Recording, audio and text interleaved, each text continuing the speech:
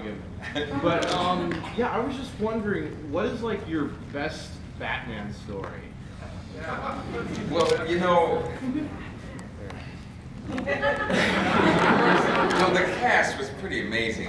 There was a lot of time hanging out, so I got to know really interesting people. It was kind of a little bit, not a little bit. It was sad with Jim Carrey. He just lost his father, and I just lost my dad before I did Tombstone.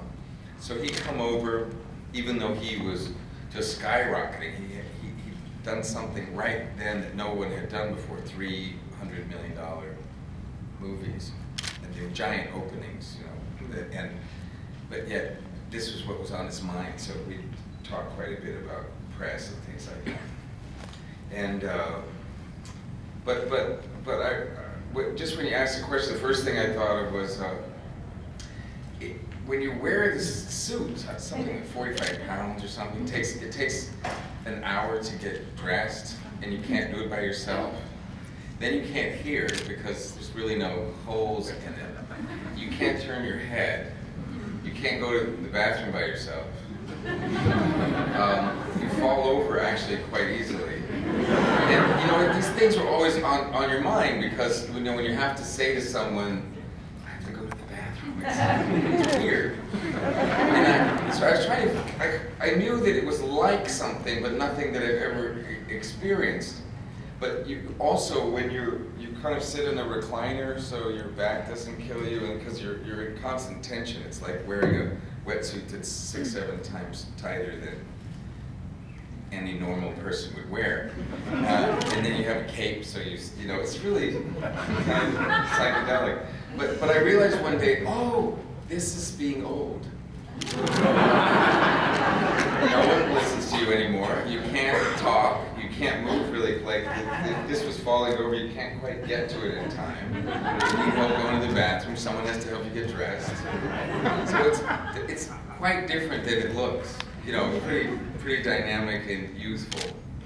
And then just my memories are kind of like watching it, because you go to work and the Batcave is the actual. It's a cave. It's big. You know, the car really goes 150 miles an hour. You know, it was. So you're saying it was a documentary? Yeah. These were all things that actually happened. Yeah, it's a true story.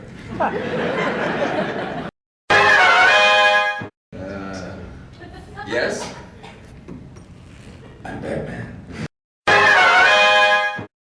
Yes. Is there anybody that... I wasn't talking to you. I'll come back to you then. Okay. Ask at the same time. You answer hers and I'll answer yours. Go. Compared to your incarnation as Batman, what do you feel about Christopher Nolan and the new Batman? Well, they're doing what I hoped that we would do, but didn't do.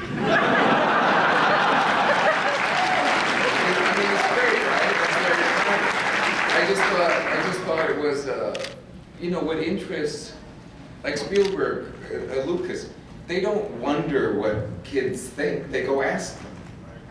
And that was kind of my suggestion.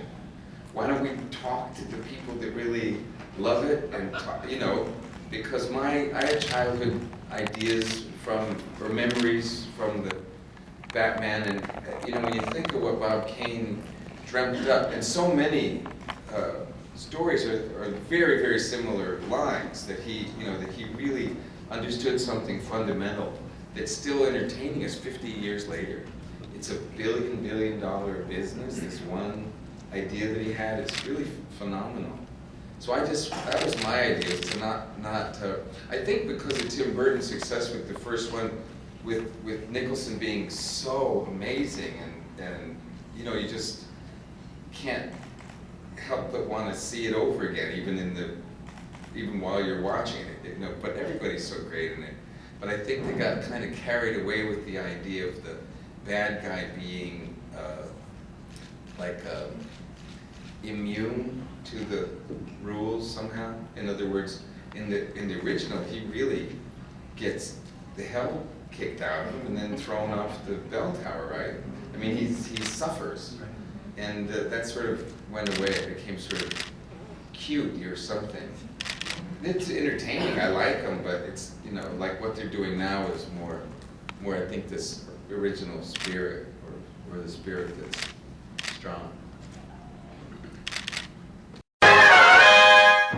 Yes. Okay. I noticed that you did the voice work in Spider-Man and in Time. Yes. Are you interested in doing any other voice jobs, including maybe a DC animated movie? Sure.